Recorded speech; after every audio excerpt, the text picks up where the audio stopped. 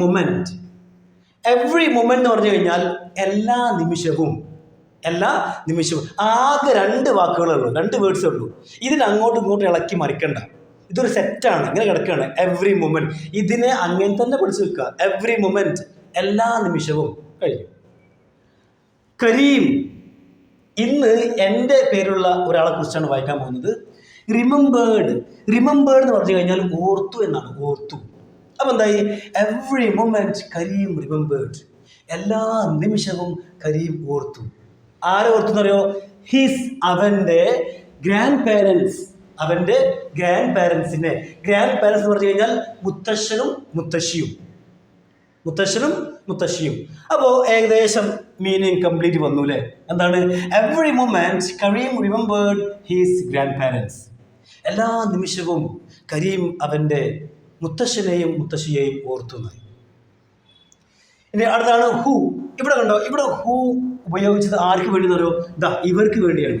ആർക്ക് വേണ്ടി? ഗ്രാൻഡ് പാരൻസിന് വേണ്ടി അല്ലേ? അവർക്ക് വേണ്ടിയാണ്. അപ്പം എന്തായി? ഹൂ അവർ ലീവ്ഡ്, ജീവിച്ചിരുന്നു അല്ലെങ്കിൽ താമസിച്ചിരുന്നു. ഒരു സംശയം, ഇവിടെ ലീവ്ഡ് എന്ന് പറഞ്ഞു കഴിഞ്ഞാൽ താമസിച്ചു എന്നല്ല, അല്ലെങ്കിൽ ജീവിച്ചു എന്നല്ലേ? എങ്ങനെ ജീവിച്ചിരുന്നു എന്ന് പറയാം? അത് നമുക്ക് ഏറ്റവും അനുയോജ്യമായ മലയാളം പറഞ്ഞാൽ മതി. അല്ലാതെ ഇവിടെ ആ വേർഡ് വന്നില്ലല്ലോ, അല്ലെങ്കിൽ ഇതിന് മുന്നേ ഇത് വന്നില്ല, അങ്ങനൊന്നും പറയേണ്ട ആവശ്യമില്ല. നമുക്ക് ജസ്റ്റ് എന്ത് ചെയ്യുക? അനുയോജ്യമായ ഒരു മലയാളം ജസ്റ്റ് വെച്ച് നോക്കുക. ഓക്കെ, ഇവിടെ ഞാൻ പറയാണ് അവർ ജീവിച്ചു എന്നുള്ളതിനേക്കാൾ ഒന്നും കൂടി ബെറ്ററാണെന്ത്? അവർ ജീവിച്ചിരുന്നു എന്ന് പറയുമ്പോൾ. ഇനി ജീവിച്ചു എന്ന് പറഞ്ഞാൽ കുഴപ്പമൊന്നുമില്ല. അടുത്താണ് in the village.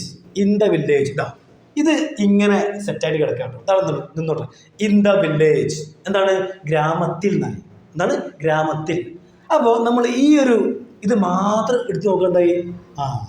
Who lived in the village. ഞാൻ പറഞ്ഞു ഹൂ അവരെ കുറിച്ചാണല്ലോ. അപ്പം എന്തായി? Who lived in the village. അവർ ഗ്രാമത്തിൽ ജീവിച്ചിരുന്നു എന്നായി അല്ലേ? അവർ ഗ്രാമത്തിൽ ജീവിച്ചു എന്നതിനേക്കാൾ നല്ലതാണെന്ത്? അവർ ഗ്രാമത്തിൽ ജീവിച്ചിരുന്നു. ഇനി നമ്മൾ കംപ്ലീറ്റ് മീനിങ് ഒന്ന് വെച്ച് നോക്കണം. ഇവിടുന്ന് ഇവിടം വരെ സെന്റൻസ് മുഴുവനായല്ലോ. അതിനെ യഥാർത്ഥ മലയാളത്തിൽ വെച്ച് നോക്കുക. ഇനി സെന്റൻസ് വായിച്ചു ഏകദേശം മീനിങ് മനസ്സിലായി കഴിഞ്ഞാൽ പിന്നെ നിങ്ങൾ ശരിയായ രീതിയിൽ അർത്ഥം വെച്ച് നോക്കാം. അങ്ങനെ അർത്ഥം വെച്ച് നോക്കുമ്പോൾ ഇവിടെ നോക്കണ്ട. ഇവിടെ നോക്കാതെ നിങ്ങളുടെ മനസ്സിൽ നിന്ന് എടുത്തു വെച്ച് നോക്കുക. ഗ്രാമത്തിൽ ജീവിച്ചിരുന്ന മുത്തശ്ശിയെയും അതുപോലെ മുത്തശ്ശനെയും എല്ലാ നിമിഷവും കരീം ഓർത്തു. ഇങ്ങനെ നിങ്ങൾ നിങ്ങളുടെ മനസ്സിൽ നിന്ന് അർത്ഥം വെച്ച് നോക്കണം. നമ്മൾ ആദ്യം ഓരോ വേർഡ് ഇങ്ങനെ വെച്ച് നോക്കില്ലേ? നമ്മൾ ആദ്യം ഓരോ വേർഡിൻ്റെയും മീനിങ് വെച്ച് നോക്കി. ആദ്യം എന്നറിയോ? അത് ആശയം മനസ്സിലാക്കാൻ വേണ്ടിയാണ്. ആശയം മനസ്സിലായി കഴിഞ്ഞാൽ പിന്നെ നിങ്ങൾ അവിടെ നോക്കരുത്. അവിടെ നോക്കാതെ നിങ്ങളുടെ മനസ്സിൽ നിങ്ങൾ ആ ഒരു സെൻറ്റൻസിനെ വളരെ ഭംഗിയായിട്ട് മലയാളത്തിൽ വെച്ച് നോക്കുക. അങ്ങനെ ഒരുപാട് വെച്ച് നോക്കുമ്പോൾ പെർഫെക്റ്റ് ആകും, ഉറപ്പല്ലേ? ഇനി അടുത്ത ഫ്രേസാണ്, വാക്യമാണ് എവ്രി ടൈം. എവ്രി ടൈം എന്ന് പറഞ്ഞു കഴിഞ്ഞാൽ എന്താണ്? എല്ലാ തവണയും എന്നാണ്. എല്ലാ തവണയും. ഇതിനെ അങ്ങോട്ടും ഇങ്ങോട്ടും മറിക്കരുത്, ഇളക്കരുത്, ഒന്നും ചെയ്യണ്ട. അങ്ങനെ തന്നെ പഠിച്ചു വെക്കുക. എവ്രി ടൈം, എല്ലാ തവണയും. അപ്പോൾ ടൈമിന് 2 മീനിങ് ഉണ്ട്. ഒന്നാണ് സമയം, എല്ലാവർക്കും അറിയാം. രണ്ടാമത്തെ മീനിങ് ആണ് തവണ. എന്താണ്? തവണ. ഇപ്പോൾ ഞാൻ പറയാണ് 2 times. തവണ എന്നുള്ള അർത്ഥം വരുമ്പോൾ നമുക്ക് ഇതൊക്കെ ഇവിടെ അർത്ഥത്തിന് വേണ്ടി നമുക്കിവിടെ എസ് ചേർക്കാവുന്നതാണ്. 2 times എന്നല്ല പറയാം. 2 times, 2 തവണ. 3 times, 3 തവണ. അല്ലാതെ 3 സമയം എന്നല്ല പറയാം. അവിടെ സമയം എന്ത് ചെയ്യല്ല, സമയത്തിന് വേണ്ടി ഉപയോഗിക്കുമ്പോൾ അവിടെ നമ്മൾ എസ് ചേർക്കാൻ പാടില്ല. പക്ഷെ തവണ എന്നല്ലേ, 4 തവണ ഞാൻ അവിടെ പോയി. I went there 4 times. അപ്പോൾ തവണ എന്നുള്ള അർത്ഥത്തിൽ നമ്മൾ എന്ത് ചെയ്യും? ടൈം ഉപയോഗിക്കാറുണ്ട്. ഓക്കെ, അപ്പോൾ എവ്രി ടൈം, എല്ലാ തവണയും.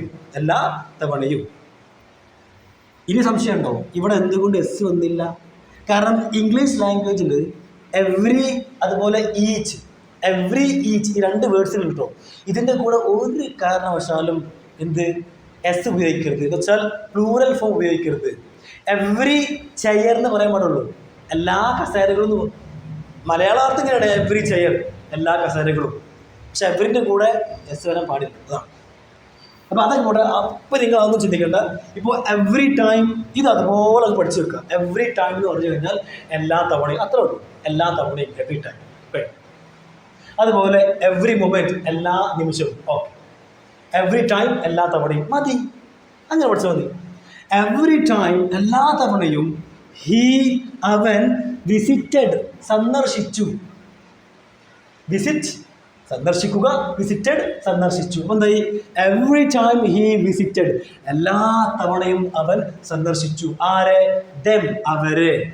ദെം, അവരെ. അവരെ ആരെ? Grand parents. ഓക്കെ. ആൻഡ് അതുപോലെ ഹെൽപ്ഡ്, സഹായിച്ചു. സഹായിച്ചു ആരെ? ദെം, അവരെ. അപ്പൊ അവരെ സന്ദർശിക്കുക മാത്രമല്ല ചെയ്തത്, എന്താണ്? അവരെ സഹായിച്ചു, അതുകൂടി ചെയ്തു. അടുത്താണ് ഇൻ മെനി വേർഡ്സ്. ഇത് അങ്ങനെ തന്നെ ജസ്റ്റ് ഒന്ന് പഠിച്ചു വെച്ചോളൂ. ഇൻ മെനി വേർഡ്സ് എന്ന് പറഞ്ഞു കഴിഞ്ഞാൽ പല രീതിയിൽ എന്താണ്? പല രീതിയിൽ. ഇവിടെ കണ്ടോ മെനി. മെനി എന്ന് പറഞ്ഞാൽ എന്താണ്? പല. ഇരിക്കുന്ന പല അല്ല കേട്ടോ. ഇവിടെ പല എന്ന് ഉദ്ദേശിച്ചത് ഒരുപാട് എന്നാണ്. ഒരുപാട് രീതിയിൽ, അല്ലെങ്കിൽ വഴിയിൽ. ഇവിടെ എന്ന് പറഞ്ഞ വഴിയാണല്ലോ, വേഴ്സ്, വഴിയിൽ അല്ലേ? അപ്പോൾ ആ വഴിയല്ല ഇവിടെ എന്താണ്? രീതി എന്നുള്ളതല്ല, രീതി. പല രീതിയിൽ. ഇൻ മെനി വേഴ്സ്, പല രീതിയിൽ അല്ലെങ്കിൽ ഒരുപാട് രീതിയിൽ അവൻ അവരെ സഹായിച്ചു എന്നായി. ഇനി ഇപ്പോൾ നമുക്ക് ഏകദേശം മിനി വന്നല്ലോ. എന്തൊക്കെയാണ് ഇവിടെ കണ്ടോ? Every time he visited them, എല്ലാ തവണയും അവൻ അവരെ സന്ദർശിച്ചു. അതൊക്കെയാണ്. And helped them in many ways, അതുപോലെ പല രീതിയിൽ അവരെ സഹായിച്ചു. ഇപ്പോൾ സെൻറ്റൻസിൻ്റെ മീനിങ് കംപ്ലീറ്റ് ആയല്ലോ. ഇനി നിങ്ങളുടെ മനസ്സിൽ നിന്ന് ഒന്ന് ജസ്റ്റ് പറഞ്ഞു നോക്കൂ. എന്താണ് ഇവിടെ? Every time he visited them and helped them in many ways. എന്താണ്? എല്ലാ തവണയും അവൻ അവരെ സന്ദർശിച്ചു, അതുപോലെ അവരെ അല്ലെങ്കിൽ അവർക്ക് പല രീതിയിൽ സഹായിച്ചു. അല്ലേ? നമ്മളങ്ങനെ ഒരുപാട് അങ്ങനെ അർത്ഥം വെക്കുമ്പോൾ അതങ്ങനെ വെച്ച് ശീലമാകുമ്പോൾ നല്ല മനോഹരമായ രീതിയിൽ നമുക്ക് മലയാളം പറയാൻ കഴിയും. പിന്നെ ഇങ്ങനെ ഇങ്ങനെ അടങ്ങാറാവേണ്ട ആവശ്യമില്ല. അതൊക്കെ വായിക്കുമ്പോൾ തന്നെ വരും. പിന്നെ ഇനി അടുത്ത് നോക്കാം. അടുത്താണ് ദേ, അവർ. ബ്ലെസ്ഡ് പറഞ്ഞാൽ അനുഗ്രഹിച്ചു എന്നായി. അപ്പം ദേ ബ്ലെസ്ഡ്, അവർ അനുഗ്രഹിച്ചു. ആരെ? ഹിം, അവനെ. അപ്പം എന്തായി? ദേ ബ്ലെസ്ഡ് ഹിം, അവർ അവനെ അനുഗ്രഹിച്ചു. ആൻഡ് അതുപോലെ വിഷ്ഡ്, ആശംസിച്ചു എന്നായി. വിഷ്ഡ്, ആശംസിച്ചു. എന്ത് ആശംസിച്ചു പറയാമോ? ഹിം, അവനെ ആശംസിച്ചു. എന്ത്? സക്സസ്, വിജയം ആശംസിച്ചു.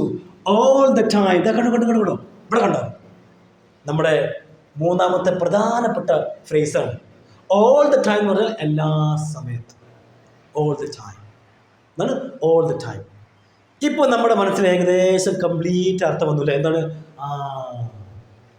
എല്ലാ സമയത്തും കൂടെ.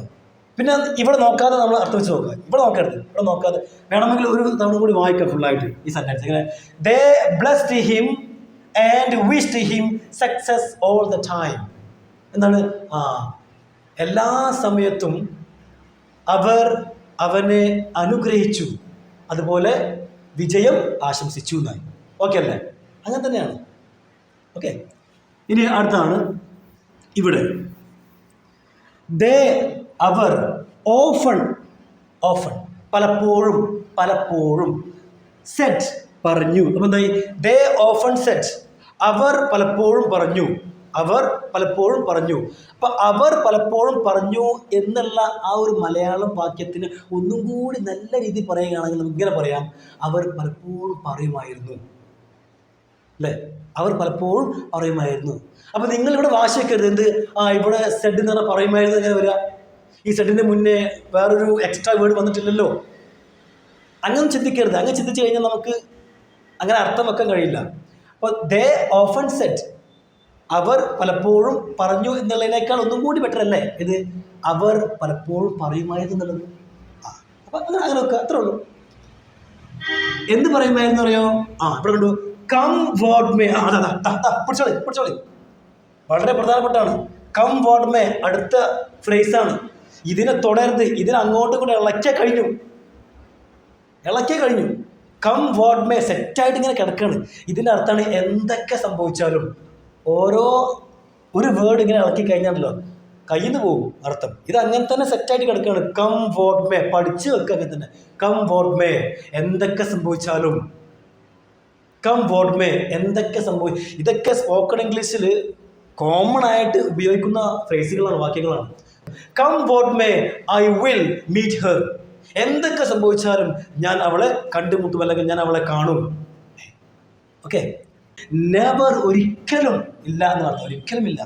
ഗിവ് അപ്പ് എന്ന് പറഞ്ഞാൽ വിട്ടുകൊടുക്കുക. ഒരു മനോഹരമായ മലയാളമാണ് വിട്ടുകൊടുക്കുക. ഗിവ് അപ്പ് എന്ന് പറഞ്ഞാൽ വിട്ടുകൊടുക്കുക. അപ്പൊ നെവർ ഗിവ് അപ്പ്, ഒരിക്കലും വിട്ടുകൊടുക്കരുത്. നെവർ ഒരിക്കലും ഗിവ് അപ്പ്, ഒരിക്കലും വിട്ടുകൊടുക്കരുത്. ഇൻ ലൈഫ്, ജീവിതത്തിൽ. എന്ന് പറഞ്ഞാൽ ലൈഫ് എന്ന് പറഞ്ഞാൽ ജീവിതം. ഇൻ ലൈഫ്, ജീവിതത്തിൽ. എന്ന് പറഞ്ഞാൽ ജീവിതത്തിൽ ഒരിക്കലും വിട്ടുകൊടുക്കരുത്. ഇനി അടുത്താണ് ഇവിടെ കണ്ടു, ദയർ. അടുത്ത സെന്റൻസ് കേട്ടോ. ദയർ, അവരുടെ ബ്ലെസ്സിങ്സ്, അനുഗ്രഹങ്ങൾ. ദയർ എന്ന് പറഞ്ഞാൽ അവരുടെ, ബ്ലെസ്സിങ്സ് എന്ന് പറഞ്ഞാലോ അനുഗ്രഹങ്ങൾ, നൗണാണ്. അനുഗ്രഹങ്ങൾ, ബ്ലെസ്സിങ്സ്, അനുഗ്രഹങ്ങൾ. സപ്പോർട്ടഡ് എന്ന് പറഞ്ഞാൽ പിന്തുണച്ചു എന്നാണ്. പിന്തുണ നൽകുക എന്ന് പറയില്ല, സപ്പോർട്ട്. അതിൻ്റെ പാസ് എന്നാണ് സപ്പോർട്ടഡ്, പിന്തുണ നൽകിയെന്നായി. അപ്പം എന്താ, അവരുടെ അനുഗ്രഹങ്ങൾ പിന്തുണ നൽകി. ആർക്ക് പിന്തുണ നൽകി എന്ന് പറയുമോ? ഹിം, അവന്. അപ്പോൾ എന്തായി? മനസ്സിലായി. ദയർ ബ്ലെസ്സിങ്സ് സപ്പോർട്ടഡ് ഹിം എന്ന് പറഞ്ഞാൽ അവരുടെ അനുഗ്രഹങ്ങൾ അവന് പിന്തുണ നൽകിയെന്നായി. ബൈ ഓൾ മീൻസ്, പിടിച്ചോളൂ. അടുത്ത പ്രധാനപ്പെട്ട വാക്യമാണ്, ഫ്രേസാണ്, മറന്നു പോരുത്. ഇത് അങ്ങനെ തന്നെ പഠിച്ചു വെക്കണം. ഇത് സെറ്റാണ്, ഇളക്കരുത്. ബൈ ഓൾ മീൻസ് പറഞ്ഞാൽ ഏത് തരത്തിലും, അല്ലെങ്കിൽ എല്ലാ തരത്തിലും പറയാം, എല്ലാ തരത്തിലും അല്ലെങ്കിൽ ഏത് തരത്തിലും അവനെ പിന്തുണച്ചു എന്നായി. പഠിച്ചേക്കുക. ബൈ ഓൾ മീൻസ് പറഞ്ഞു കഴിഞ്ഞാൽ ഏത് തരത്തിലും അല്ലെങ്കിൽ എല്ലാ തരത്തിലും എന്നുള്ള അർത്ഥം. ഇനി നമ്മൾ അടുത്ത സെന്റൻസിലേക്ക് കിടക്കാം. അതാണ് അറ്റ് എനി കോസ്റ്റ്. പിടിച്ചോളൂ മക്കളെ, പിടിച്ചോളൂ. അടുത്ത ഫ്രേസാണ്, അടുത്ത വാക്യം. At any cost. ഇളക്കരുത്, അങ്ങനത്തെ ഒരു സെറ്റാണ്. അറ്റ് എനി കോസ്റ്റ് എന്ന് പറഞ്ഞു കഴിഞ്ഞാൽ എന്ത് വില കൊടുത്തു എന്നാണ്. അപ്പൊ ഈ കാര്യങ്ങളൊക്കെ ഉള്ള, ഈ പ്രധാനപ്പെട്ട ഫ്രേസുകളൊക്കെ നമ്മുടെ സ്പോക്കൺ ഇംഗ്ലീഷ് ബൂസ്റ്റർ എന്ന് പറയുന്ന ബുക്കിൽ പേജ് നമ്പർ 1919, ഇതാണ് 19. അത് ഓപ്പൺ ചെയ്യുക, എന്നിട്ട് വായിക്കണം. കാരണം നിങ്ങൾ പൈസ കൊടുത്ത് എൻ്റെ കയ്യിൽ നിന്ന് വാങ്ങി, അത് മൊബൈലിൽ ഇങ്ങനെ വെച്ചോണ്ട് കാര്യമില്ല, അത് ഓപ്പൺ ചെയ്ത് വായിക്കണം. അപ്പം എന്തായി? അറ്റ് എനി കോസ്റ്റ് എന്ന് പറഞ്ഞു കഴിഞ്ഞാൽ എന്താണ്? എന്ത് വില കൊടുത്തും. Karim took care of. ഇതിവിടെ 3 വേർഡ്സിൻ്റെ ഒരു പ്രയോഗമാണ്. ഇത് പാസ്റ്റാണ്, ഇതിൻ്റെ പ്രസൻ്റ് ആണ്. Take care of. എന്താണ്? Take care of. Take care of എന്ന് പറഞ്ഞു കഴിഞ്ഞാൽ നന്നായി നോക്കുക എന്നാണ്. നന്നായി നോക്കൂലേ മാതാപിതാക്കളെ? നന്നായി നോക്കൂലേ? അതാണ് നന്നായി നോക്കുക. അല്ലാതെ ഇങ്ങനെ നോക്കല്ല, നോക്കല്ല, അവർക്ക് വേണ്ടി ചെയ്തു കൊടുക്കുക. അതാണ് ടേക്ക് കെയർ ഓഫ്. അതിൻ്റെ പാസ്റ്റാണ് ടു കെയർ ഓഫ്. അപ്പോൾ എന്തായി? Karim took care of. Karim നന്നായി നോക്കി. ആരെ? ദെം, അവരെ. അപ്പോൾ എന്തായി? Karim took care of them. Karim അവരെ നന്നായി നോക്കി. ആൻഡ് അതുപോലെ ട്രൈഡ്, ശ്രമിച്ചു. ശ്രമിക്കുക. ട്രൈഡ്, ശ്രമിച്ചു. ടു വേണ്ടി, ഓർമ്മ ഉണ്ടോ? വേണ്ടി. ഓക്കെ. ടു വേണ്ടി. ടു വേണ്ടി എന്ന് മാത്രമല്ല, ടുന് വേണ്ടി അല്ലെങ്കിൽ പറയുമ്പോൾ ആൻ എന്ന് പറയും. ആൻ. അതെ, ഞാനൊരു ഉദാഹരണം പറയാം. നമ്മൾ വേണ്ടി എന്നുള്ളിടത്ത് നമ്മൾ ആൻ എന്നാണ് പറയാം. ഫോർ എക്സാമ്പിൾ ഞാൻ പറയാണ്, പ്ലേ എന്ന് പറയുന്നത് കളിക്കുക, അല്ലേ? പ്ലേ എന്ന് പറഞ്ഞാൽ കളിക്കുക. അതിന് മുന്നേ ടു ചേർത്തു. അപ്പം എന്തായി? ടു പ്ലേ, കളിക്കാൻ വേണ്ടി ആണല്ലോ. ടുവിൻ്റെ ശേഷം വെർബ് വന്നു കഴിഞ്ഞാൽ എന്താണ്? വേണ്ടി എന്നാണല്ലോ. അപ്പോൾ ടു പ്ലേ, കളിക്കാൻ വേണ്ടി. പക്ഷേ നമ്മൾ മലയാളം സംസാരിക്കുമ്പോൾ ഞാൻ കളിക്കാൻ വേണ്ടി അവിടെ പോയി എന്നാണോ പറയുക? അല്ല, ഞാൻ കളിക്കാൻ അവിടെ പോയി, അല്ലേ? കളിക്കാൻ, ആനല്ല പറയാം, കളിക്കാൻ. അല്ലാതെ ഞാൻ അവിടെ കളിക്കാൻ വേണ്ടി പോയി എന്ന് പറയാറുണ്ടോ? ഇല്ല. ഞാൻ അവിടെ കളിക്കാൻ പോയി. ആൻ, കളിക്കാൻ. റൈറ്റ്, എഴുതുക. അതിന് മുന്നേ ടു ചേർത്തോളൂ. എന്തായി? ടു റൈറ്റ്, എഴുതാൻ വേണ്ടി. പക്ഷെ നമ്മൾ എഴുതാൻ വേണ്ടി പറയാറുണ്ടോ സംസാരിക്കുമ്പോൾ? ഇല്ല, എഴുതാനല്ല പറയുള്ളൂ. ആൻ, എഴുതാൻ. ഞാൻ ഒരു ഉദാഹരണം പറയാം. ഞാൻ അവിടെ പോയി. ഞാൻ അവിടെ പോയി. I went there. I went there. എന്തിനു വേണ്ടി പോയതെന്ന് അറിയോ? സാധനം വാങ്ങാൻ വേണ്ടി പോയതാണ്. അപ്പോൾ വാങ്ങാൻ വേണ്ടി എങ്ങനെ പറയാം? ടു ബൈ, അല്ലേ? BUY, വാങ്ങുക. അതിന് മുന്നേ ടു ചേർത്തു. ടു ബൈ, വാങ്ങാൻ വേണ്ടി. അത് പറയാറുള്ളത് ഞാൻ അവിടെ വാങ്ങാൻ വേണ്ടി പോയി എന്ന് പറയാറുണ്ടോ? ഇല്ലല്ലോ. ഞാനവിടെ വാങ്ങാൻ പോയി. ഞാനവിടെ സാധനം വാങ്ങാൻ പോയി. ഞാൻ ഓനെ കാണാൻ പോയി. ഞാൻ കളിക്കാൻ പോയി. ഞാൻ കുടിക്കാൻ പോയി. അപ്പം ആന്ന്. അപ്പോൾ വേണ്ടി എന്ന് നമ്മൾ സംസാരിക്കുമ്പോൾ വേണ്ടി എന്ന് പറയാറില്ല, ആന്ന് പറയാം. അപ്പോൾ അതുകൊണ്ടാണ് ഞാൻ പറഞ്ഞത് ടൂവിൻ്റെ അർത്ഥം ആൻ എന്നുള്ള അർത്ഥമുണ്ട്. ഇപ്പം പിടിയിട്ടില്ലേ? അത് ശരിയാട്ടോ. വേണ്ടി എന്ന് പറയുന്നത് ഇങ്ങനെ മലയാളത്തിൽ ഉപയോഗിക്കാറില്ല, ആന്നാണ് പറയാം. ശരിയാ. അപ്പം എന്താ പറയുക? ഇവിടെ കണ്ടു ടു മേക്ക്. ഇവിടെ കണ്ടോ? മേക്ക് എന്ന് പറഞ്ഞാൽ ഉണ്ടാക്കുക എന്നാണ്. പക്ഷേ മേക്കിന് വേറൊരു അർത്ഥമുണ്ട്. എങ്ങനെയാണെന്ന് പറയുക? മേക്ക്, ഇവിടെ മേക്ക് ഉപയോഗിച്ചത് ഹാപ്പിക്ക് വേണ്ടിയാണ്. മേക്ക് എന്ന് പറഞ്ഞാൽ make happy. Make happy. Happy എന്ന് എന്താ? ഹാപ്പി എന്ന് പറഞ്ഞാൽ സന്തോഷം, അല്ലെ? അപ്പൊ അതിന് മുന്നേ മേക്ക് ചേർത്തു. എന്താ? മേക്ക് ഹാപ്പി, സന്തോഷിപ്പിക്കുക. ക്രൈ. ക്രൈ എന്ന് പറഞ്ഞാൽ കരയുക ആണല്ലോ. അതിന് മുന്നേ ചേർക്കും മേക്ക് ക്രൈ, എന്താണ്? കരയിപ്പിക്കുക എന്നായി. റൈറ്റ്, എഴുതുക. അതിന് മുന്നേ എന്ത് ചെയ്യുക? മേക്ക് ചേർക്കുക. മേക്ക് റൈറ്റ്, എന്തായി? എഴുതിപ്പിക്കുക എന്നായി. പക്ഷേ ഇതിനിടയ്ക്ക് അത് ആരെക്കൊണ്ട് ചെയ്യിപ്പിക്കുന്നത് അത് വരും. അപ്പം ഞാൻ പറയാണ്, ഞാനൊരു ചെറിയ ഉത്തരം പറയാണ്. ആംഗ്രി എന്ന് പറഞ്ഞാൽ ആംഗ്രി എന്ന് പറഞ്ഞാൽ ദേഷ്യം തന്നെ, ദേഷ്യം. അപ്പം അതിന് മുന്നേ ചേർക്കുക. എന്ത്? മേക്ക് ചേർക്കുക. അപ്പം എന്തായി? Make angry. എന്താർത്ഥം? ദേഷ്യം പിടിപ്പിക്കുക എന്നായി, അല്ലേ? ദേഷ്യം പിടിപ്പിക്കുക. ആരെ? അത് എനിക്ക് പറയണം. ഫോർ എക്സാമ്പിൾ ഞാൻ ഇവിടെ പറയാണ്, എന്നെ ദേഷ്യം പിടിപ്പിക്കരുത്. എന്നെ ദേഷ്യം പിടിപ്പിക്കരുത്. എന്ന് പറയാം, ഡോണ്ട് മേക്ക് മീ ആംഗ്രി. എന്താണ്? Don't make me angry. എന്നെ ദേഷ്യം പിടിപ്പിക്കരുതായി. മനസ്സിലായില്ലേ? അപ്പോൾ ഇവിടെ തന്നെ മേക്ക് ഹാപ്പി എന്നാണ്. മേക്ക് ഹാപ്പി, സന്തോഷിപ്പിക്കുക. അപ്പൊ എന്താണോ പറഞ്ഞോ? ട്രൈഡ്, ശ്രമിച്ചു. ടു മേക്ക് ദം ഹാപ്പി, അവരെ സന്തോഷിപ്പിക്കാൻ ശ്രമിച്ചു എന്നാണ്. എന്താണ്? അവരെ സന്തോഷിപ്പിക്കാൻ വേണ്ടി നമ്മൾ പറയില്ലല്ലോ. അങ്ങനെ പറയാം. അവരെ സന്തോഷിപ്പിക്കാൻ ശ്രമിച്ചു എന്നായി. ഓക്കെ അല്ലേ? ക്ലിയർ അല്ലേ? ഓക്കെ. ഇനി ഓക്കെ അല്ല എന്നുണ്ടെങ്കിൽ നമ്മൾ വരും ക്ലാസ്സുകളിൽ ഇതുപോലെ നല്ല മനോഹരമായിട്ടുള്ള സെൻറ്റൻസുകൾ പറഞ്ഞ് നിങ്ങൾ പെർഫെക്റ്റ് ആക്കുക. പോരെ? ഓക്കെ, അത് പോയി. അപ്പോൾ നിങ്ങൾക്ക് ഏകദേശം ഇതിൻ്റെ മീനിങ് വന്നല്ലോ. എന്താണ്? ഇവിടെ ഉണ്ടോ? അറ്റ് എനി കോസ്റ്റ്, എന്ത് വില കൊടുത്തും Kareem took care of them and tried to make them happy. Meaning ഏകദേശം ഉണ്ടല്ലോ, ആശയം. പിന്നെ ഇവിടെ നോക്കാതെ നിങ്ങളുടെ മനസ്സിൽ നിന്ന് പറയാം. എന്ത്? ഇതിൻ്റെ അർത്ഥമാണ് എന്ത് വില കൊടുത്തും കരീം കരീം അവരെ നന്നായി നോക്കി, അതുപോലെ അവരെ സന്തോഷിപ്പിക്കാൻ ശ്രമിച്ചു എന്നായി. കുറെ വായിക്കണം. ശരിയോ? അല്ല ശരിയോ? ഇനി അടുത്താണ്. ഇവിടെ കണ്ടോ? അവൻ്റെ ഗ്രാൻഡ് ഫാദർ, അവൻ്റെ മുത്തശ്ശൻ സെറ്റ്. അവൻ്റെ മുത്തശ്ശൻ പറഞ്ഞു. എന്താ പറഞ്ഞെന്നറിയോ? സെറ്റ് എന്ന് പറഞ്ഞു. എന്ത് പറയുന്നറിയോ? Sooner or later. ഏതാ സാധനം? സൂണർ ഓർ ലേറ്റർ സെറ്റാണ്.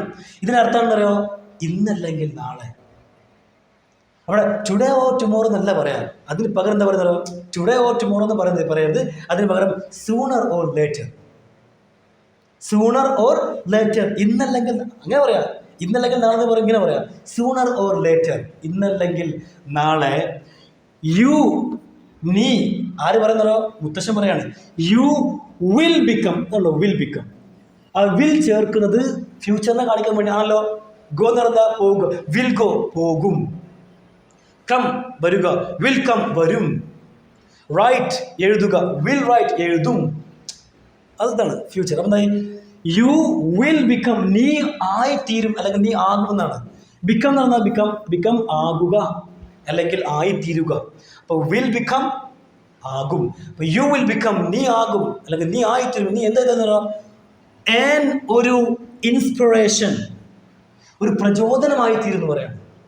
ഇൻസ്പിറേഷൻ എന്ന് പറഞ്ഞാൽ പ്രചോദനം. ആൻ ഇൻസ്പിറേഷൻ, ഒരു പ്രചോദനം ആയി തീരും എന്ന് ആര് പറഞ്ഞു തരോ? മുത്തശ്ശൻ പറഞ്ഞു. You will become an inspiration. നീ ഒരു പ്രചോദനമായി തീരും. ആർക്കെന്ന് പറയാ? ടു ലേക്ക് മെനി പീപ്പിൾ, ഒരുപാട് ആളുകളിലേക്ക് നയി. ഒരുപാട് ആളുകളിലേക്ക്. അപ്പം എന്തായി? ഒരുപാട് ആളുകളിലേക്ക് നീ ഒരു പ്രചോദനം ആയി തീരും അല്ലേ? അപ്പം അവിടെ ലേക്ക് എന്നുള്ളതിനേക്കാൾ ഒന്നും കൂടി ബെറ്റർ അല്ലേ ക്ക് എന്ന് മാത്രം പറയുന്നത്? എങ്ങനെ? ഒരുപാട് ആളുകൾക്ക്. ഓക്കെ അല്ലേ? അങ്ങനെ തന്നെ, അങ്ങനത്തെ ശരിയായിട്ട് മീനി വെക്കാം. ഒരുപാട് ആളുകൾക്ക് നീ ഒരു പ്രചോദനം ആയിത്തീരും. പിന്നെയുണ്ടോ? ഇൻ യുവർ നിങ്ങളുടെ കമ്മ്യൂണിറ്റി എന്ന് പറഞ്ഞ സമൂഹം. അപ്പം യുവർ കമ്മ്യൂണിറ്റി, നിന്റെ സമൂഹം. അപ്പം ഇന്ന് വന്നല്ലോ, ഇല്ലായി. അപ്പം എന്തായി? നിന്റെ സമൂഹത്തിൽ അല്ലേ? എന്താണ്? നിന്റെ സമൂഹത്തിൽ ഒരുപാട് ആളുകൾക്ക് നീ ഒരു പ്രചോദനമായി തീരുമെന്നായി അല്ലേ? അതാണ് ആര് പറഞ്ഞത്? മുത്തശ്ശൻ പറഞ്ഞത്. ക്ലിയർ അല്ലേ? ഇനി അടുത്തതാണ്. ഓക്കെ, അടുത്ത നമുക്ക് ഇവിടെ ഉണ്ടോ? കരീം നെവർ എന്ന് ഒരിക്കലുമില്ല. ഫൊഗോട്ട്. ഇവിടെ നിങ്ങൾ വരാൻ പാടില്ല. ഫോർഗോട്ട് എന്ന് വായിക്കരുത്. ഫൊഗോട്ട് ആറ് ഉച്ചരിക്കണ്ട. ഫൊഗോട്ട് എന്ന് വായിക്കരുത്. ഫൊഗോട്ട് എന്ന് പറഞ്ഞാൽ മറന്നു എന്നാണ്. ഇവിടെ നെവർ വന്നോണ്ടായി കരീം ഒരിക്കലും മറന്നില്ല എന്നായി. കരീം ഒരിക്കലും മറന്നില്ല എന്ന് പറഞ്ഞല്ലോ. ദയർ, അവരുടെ വേർഡ്സ്. അപ്പം എന്താ അർത്ഥം വരാം? Karim never forgot their words. Karim ഒരിക്കലും അവരുടെ വാക്കുകൾ മറന്നില്ല. ആൻഡ് അതുപോലെ ഹീ ലേൺഡ്, അതുപോലെ അവൻ പഠിച്ചു. പഠിച്ചു. എന്താ പഠിച്ചത്? ജീവിതത്തിൽ പഠിച്ചു എന്നല്ല. എന്താ ജീവിതത്തിൽ പഠിച്ചെന്നറിയോ? ഡാഡ് എന്ന് പറഞ്ഞാൽ എന്ന് അല്ലെങ്കിൽ ഇന്ന്. 2-3 വീഡിയോസ് ഞാൻ പറഞ്ഞിരുന്നു അല്ലേ? ഇന്ന് അല്ലെങ്കിൽ എന്ന് ഓർമ്മയുണ്ടോ? ഇപ്പം ശരിയായി തരാം. ഇതവിടെ കിടക്കട്ടെ. ഇതിൻ്റെ മിനിപ്പ് ശരി തരാം. കൈൻഡ്നെസ്, കരുണ അല്ലെങ്കിൽ ദയ അല്ലേ? ദയ. എന്താണോ പഠിച്ചത്? അവൻ്റെ ജീവിതത്തിൽ പഠിച്ചാണോ? ഹീ ലേൺഡ്, അവൻ പഠിച്ചു. എന്ത് പഠിച്ചോ? കരുണ, ദയ, അതുപോലെ റെസ്പെക്റ്റ്, ബഹുമാനം, അതുപോലെ ഹാർഡ് വർക്ക്, കഠിനാധ്വാനം, ഓൾവേസ്, എപ്പോഴും, ലീഡ്, നയിക്കുന്നു, ടു ലേക്ക്, എവിടേക്ക് പറയുമോ? സക്സസ്, വിജയം. അപ്പോൾ ടു സക്സസ് എന്ന് പറയുമല്ലോ, വിജയത്തിലേക്ക്. ലേക്ക് സക്സസ്, വിജയം. ടു സക്സസ്, വിജയത്തിലേക്ക്. അപ്പോൾ നിങ്ങൾക്ക് ഏകദേശം ആയിട്ട് എന്താണ് അവൻ പഠിച്ചു? എന്താ പഠിച്ചെന്ന് അറിയോ? അവൻ പഠിച്ചതാണ് ദയ, കരുണ, ബഹുമാനം, അതുപോലെ കഠിനാധ്വാനം എപ്പോഴും വിജയത്തിലേക്ക് നയിക്കുന്നു എന്ന്. എന്താണ്? കരുണ, ബഹുമാനം, അതുപോലെ കഠിനാധ്വാനം എപ്പോഴും വിജയത്തിലേക്ക് നയിക്കുന്നു എന്ന് അവൻ പഠിച്ചു. അപ്പോൾ ഇനി അല്ലേ, നിങ്ങൾക്ക് ഞാൻ പ്രതീക്ഷിക്കുന്നു നിങ്ങൾക്ക് വളരെ മനോഹരമായിട്ട് മനസ്സിലാക്കി പ്രതീക്ഷിക്കുന്നു. അപ്പോൾ നിങ്ങൾ നിങ്ങളുടെ മൊബൈലിൽ ആ സ്പോക്കൺ ഇംഗ്ലീഷ് ബൂസ്റ്റർ നിർബന്ധമായിട്ട് ഓപ്പൺ ചെയ്യണം. പേജ് നമ്പർ 19 ഓപ്പൺ ചെയ്തിട്ട് ഈ കാണുന്നത് മാത്രമല്ല, ആ പേജ് നമ്പർ എന്നുള്ള ഒരു കിടിലൻ പേജ് നമ്പറാണ്. അതുകൊണ്ട് വായിച്ചിട്ട് കംപ്ലീറ്റ് വായിക്കണ്ടേ. പറ്റുമ്പോൾ 10 വർഷം വായിച്ചോളൂ. അതൊക്കെ നിങ്ങൾക്ക് അറിഞ്ഞിരിക്കണം. വേർഡ് അതൊക്കെ വായിച്ചിരുന്ന് പഠിക്കണം. അത് വളരെ പ്രധാനപ്പെട്ടാണ്. ഓക്കെ, ഇനി നിങ്ങൾക്ക് ഇതിൻ്റെ സ്ക്രീൻഷോട്ട് എടുക്കാവുന്നതാണ്. ഒരു കുഴപ്പമില്ല. എടുത്തോ, സ്ക്രീൻഷോട്ട് എടുത്തു എന്ന് വിചാരിക്കുന്നു. ഇനി നിങ്ങൾ വീഡിയോ ഇഷ്ടമായെങ്കിൽ പ്ലീസ് ഷെയർ ചെയ്യുക. നിങ്ങളുടെ ഫ്രണ്ട്സിലേക്ക് ഇത് മാക്സിമം ഷെയർ ചെയ്യുക. Okay, thank you everyone.